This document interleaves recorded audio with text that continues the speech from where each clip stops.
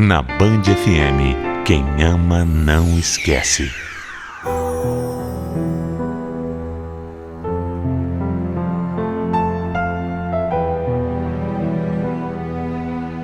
O que eu aprendi com a vida foi que nós nunca podemos perder as esperanças. Mesmo que tudo pareça um mar de angústia sem fim, no final vai dar tudo certo. Às vezes a vida pede pra gente uma dose extra de coragem para que a gente continue gigante. Eu nasci numa aldeia indígena, no Pernambuco. Quando a minha mãe conheceu meu pai, ela já tinha um filho de um relacionamento anterior e aí com ele teve mais 3 filhos. Eu sou a caçula, mas ele sempre foi um homem muito violento e chegou a espancar a minha mãe várias vezes. Um dia ela não aguentou mais e para fugir do meu pai foi embora levando só a filha mais velha. Eu e meus 2 irmãos ficamos com ele e foi um verdadeiro terror. Ele seguia sendo agressivo e quando ele bebia era ainda pior. Na verdade, ele nunca escondeu que odiava os filhos. Eu não tinha cuidado, amor, nada. Eu vivia pelas ruas largada. Quando eu ainda era criança, eu fui abusada e violentada por vários homens diferentes, mais vezes do que eu consigo me lembrar. A vida era muito dura, muito difícil. E por isso, com apenas 11 anos de idade, eu já pensava em arrumar um marido para me livrar de toda aquela situação que eu vivia. Meu sonho era ter uma casa. Não só uma casa, era ter uma casa, uma família e comida também. E na minha cabeça, essa era a solução dos meus problemas: ter um marido que cuidasse de mim. Com 12 anos eu conheci um rapaz que tinha 20. Eu me apaixonei perdidamente e a gente começou a se relacionar. Depois de alguns meses de namoro, eu comecei a me sentir mal, enjoada e descobri que estava grávida, né? Eu tinha 12 anos. 12 anos e eu estava grávida. Quando eu contei a novidade para o meu namorado, ele começou a me rejeitar. Eu já costumava ficar na casa dele alguns dias, até que numa manhã eu estava tomando café e ele simplesmente chegou com uma moça, dizendo que aquela era a namorada dele. Eu me senti um lixo e vi ali o meu sonho de ter uma família, uma casa, desmoronar. Mais uma vez eu me senti desprezada por alguém que deveria se importar comigo. Eu não sabia o que fazer, para onde ir. E foi aí que uma vizinha me falou que tinha uma mulher precisando de uma pessoa para trabalhar como doméstica. E eu fui. A minha patroa sabia de toda a minha situação. Sabia que eu estava grávida, mas mesmo assim me deu emprego e eu confesso que eu me senti acolhida de alguma forma por ela. Logo no meu primeiro dia, a minha patroa me disse que a irmã dela estava chegando de São Paulo para passar uns dias ali. Nessa fase, eu andava passando muito mal por conta da gravidez e por uma grande coincidência do destino, essa irmã da minha patroa era médica obstetra. Então, assim que ela chegou, ela me examinou e disse que eu já estava de uns 4 meses. Ela ficou bem chocada com a minha situação, porque afinal, eu era só uma menina. E eu contei que não tinha mais nada, não tinha ninguém, além daquele trabalho. E que o pai do meu filho não queria mais saber de mim e nem de assumir o bebê. Eu falei para ela que eu estava sozinha no mundo. Foi quando essa médica, irmã da minha patroa, me perguntou se eu queria ir embora com ela para São Paulo para recomeçar a minha vida. Ela me fez 1000 promessas, disse que iria me ajudar com o bebê e que eu teria uma condição de vida bem melhor. Sinceramente, eu não tinha nada, eu não tinha ninguém.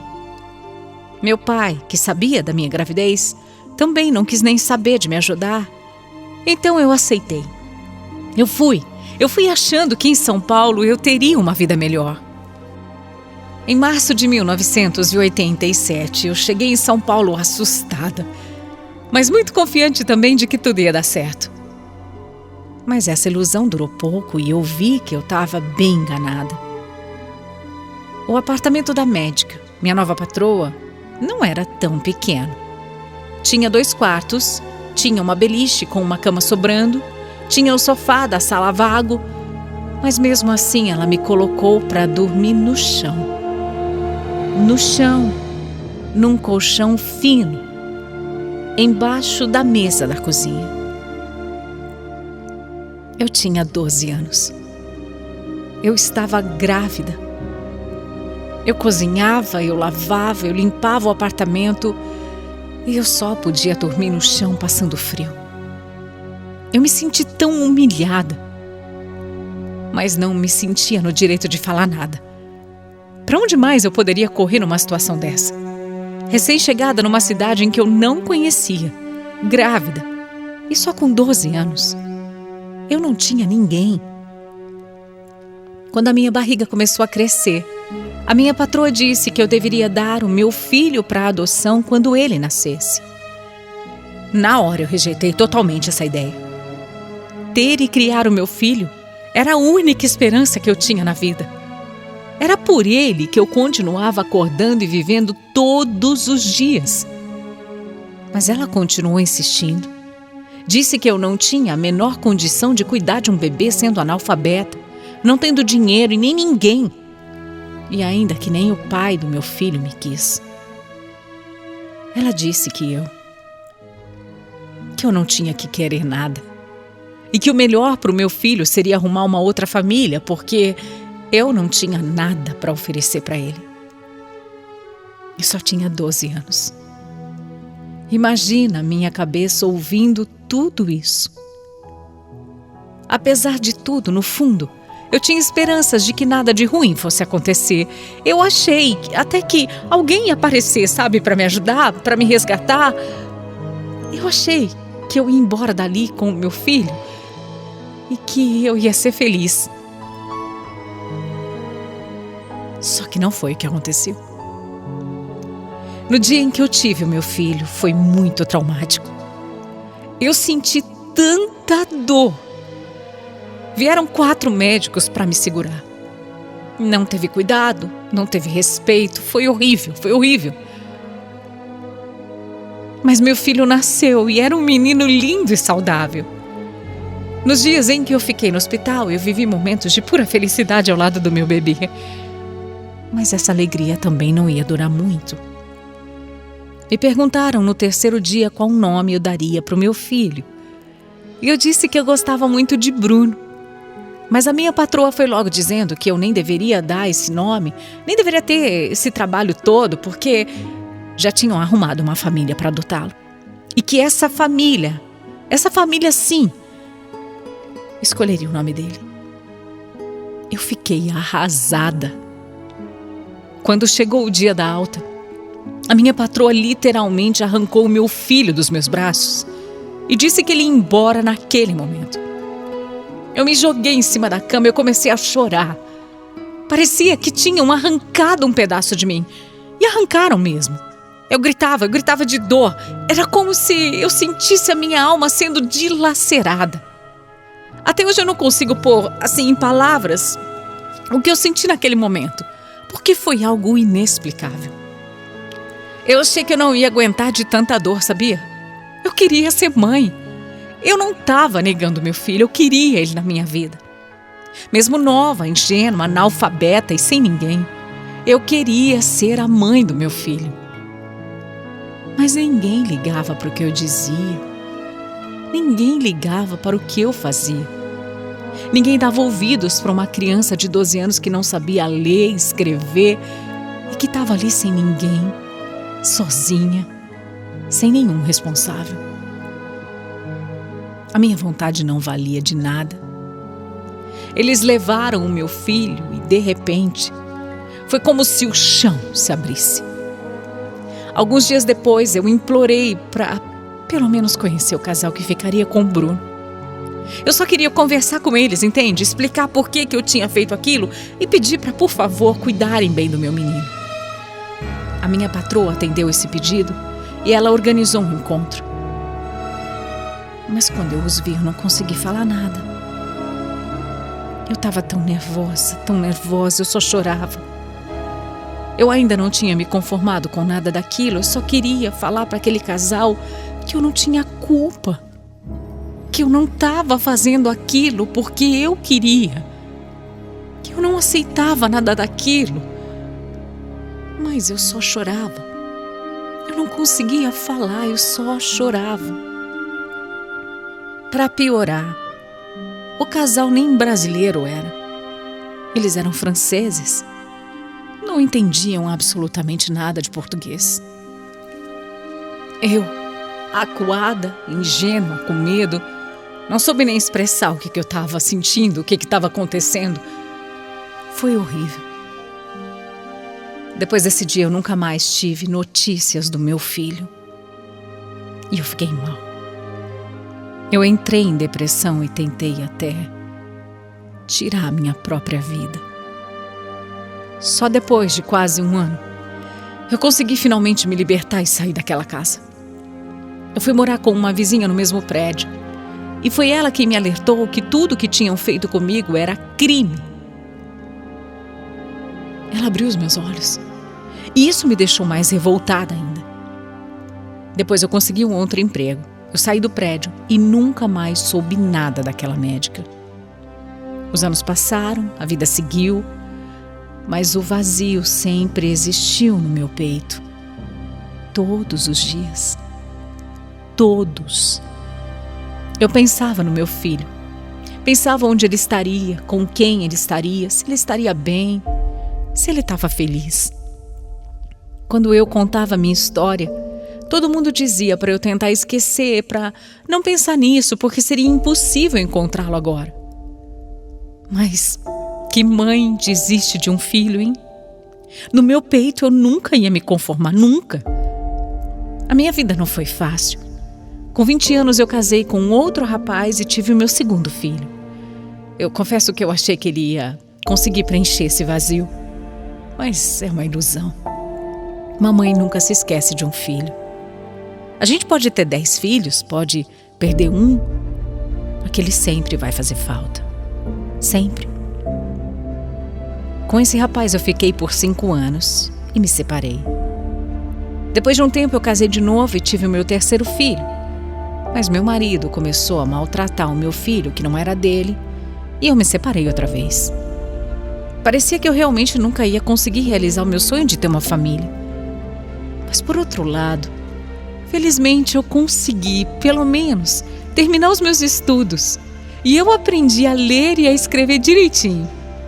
Com isso eu passei a me sentir mais segura, arrumei um emprego melhor e consegui pagar o aluguel de uma casa um pouco maior para poder viver com os meus 2 filhos. A vida foi de alguma forma melhorando. Mas os anos iam passando e as lembranças do meu primeiro filho, arrancado de mim, continuavam muito presentes. A minha dor, a minha angústia só aumentavam. Eu queria muito, mas eu não sabia nem por onde começar a procurar o Bruno. Meus filhos mais novos até tentavam me ajudar com a internet, mas eu não sabia nada. Nem se ele ainda chamava Bruno, né? Eu também não sabia o nome dos pais adotivos e nem onde eles viviam. Só sabia que não era no Brasil. Anos procurando. Eu nunca consegui nenhuma pista.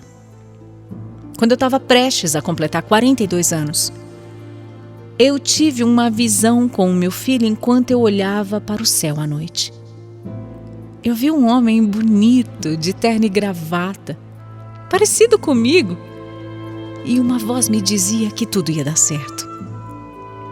2 dias depois, quando eu saí para comemorar o meu aniversário, o meu celular tocou. Do outro lado da linha, uma mulher se apresentou e disse que trabalhava na Defensoria Pública de Brasília. O meu coração gelou. Por que eles queriam falar comigo? O que estava acontecendo? A mulher, chamada Ana, disse que já queria ter falado comigo antes, mas que não podia fazer isso porque alguém muito especial queria me fazer uma surpresa no dia do meu aniversário. Aí ela me perguntou se eu tinha tido um filho há 30 anos. Se tinha dado a ele o nome de Bruno e se eu já tinha procurado por ele. Eu respondi que sim. Sim, e falei que eu nunca perdi as esperanças de reencontrá-lo, mas que eu não sabia como fazer isso. Foi aí que a Ana me disse que eu já podia parar de procurar por ele, porque ele tinha me encontrado. Claro que demorou alguns segundos para eu entender e realmente acreditar que aquilo estava acontecendo. Eu fiquei em choque, eu fiquei paralisada. Seria mesmo possível? 30 anos depois. 30 anos. A Ana me contou que o Bruno vivia na Europa e que ela e ele tinham se conhecido há algum tempo atrás pela internet.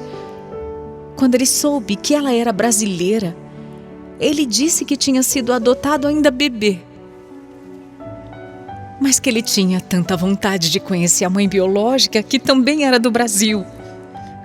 Foi aí que a Ana, que trabalhava na Defensoria Pública de Brasília, entrou na história e ajudou a fazer esse encontro acontecer. Ela ainda me falou algumas coisas sobre ele. Ela disse que quando ele foi adotado, foi viver na França e os pais mudaram o nome dele para Basile. E que ele já me procurava desde que tinha feito 18 anos. Eu fiquei sabendo que meu filho atualmente morava na Suíça, mas que já tinha até vindo no Brasil 2 vezes atrás de mim. O meu filho estava me procurando há anos. E eu não sei colocar em palavras o quanto isso me emocionou. A Ana disse que eles já tinham me achado há alguns dias, mas que o Bruno pediu para que ela só falasse comigo no dia do meu aniversário, dia 12 de junho, para fazer uma surpresa. Quando ela me mandou a foto dele, eu não conseguia nem raciocinar. Era a minha cara, não tinha como não ser. Era ele. Era o meu Bruno, era o meu filho. Meu Deus, meu Deus. Aquele dia foi como se eu tivesse saído da escuridão. Logo depois, eu e o Bruno finalmente nos vimos através de uma câmera de vídeo. A gente mal se entendia, ele não falava nada de português, mas disse que ia aprender só para falar comigo. E um mês depois, ele chegou ao Brasil para me conhecer pessoalmente. Eu passei dias sem dormir, só pensando nesse encontro, eu não conseguia conter a emoção, a ansiedade. As minhas pernas tremiam, me faltava ar. E esse foi, sem dúvida nenhuma, o dia mais feliz da minha vida. Receber um abraço do meu filho, 30 anos depois de ter perdido. Nossa. Nós ficamos alguns segundos ali abraçados, sentindo um coração do outro. Parecia que as nossas almas tinham se encontrado. E eu pedi perdão a ele. Eu contei tudo o que aconteceu e ele falou que não tinha nada do que perdoar, que eu só fiz o que tinha que ser feito e que ele entendia, que ele não tinha raiva de mim. Depois de um primeiro momento, ele aceitou se hospedar na minha casa e pela primeira vez eu tive os meus 3 filhos debaixo do meu teto, sentados ali na minha mesa, comendo a minha comida. E era um sonho. Era um sonho. A gente depois fez exame de DNA que comprovou que ele era mesmo meu filho. Mas nem precisava, eu já sabia, né? Eu já tinha certeza desde o momento em que eu vi a foto dele. O Bruno me contou que os pais adotivos o criaram muito bem e que nunca esconderam quem eu era. Eles tinham o meu nome anotado. E quando o Bruno cresceu, eles deram a ele. Foi tudo tão intenso entre nós. Alguns dias depois ele voltou para a Suíça, onde ele vive atualmente. A gente se fala todos os dias, mas eu entendo que a vida dele é lá, né? Ele se casou com uma russa, uma mulher linda, linda. E eles tiveram 2 filhos, os meus netinhos, Gabriel e Teodoro. O Bruno trilhou um caminho brilhante. É um homem lindo, trabalhador, honesto, íntegro, do bem e muito inteligente. Ele fala 6 idiomas, acredita? É um orgulho para a mamãe aqui. Eu também já fui até a Suíça passar as férias com ele e olha, foi indescritível, meu Deus. Nós fomos até Paris encontrar com a família adotiva dele e esse encontro também foi muito emocionante.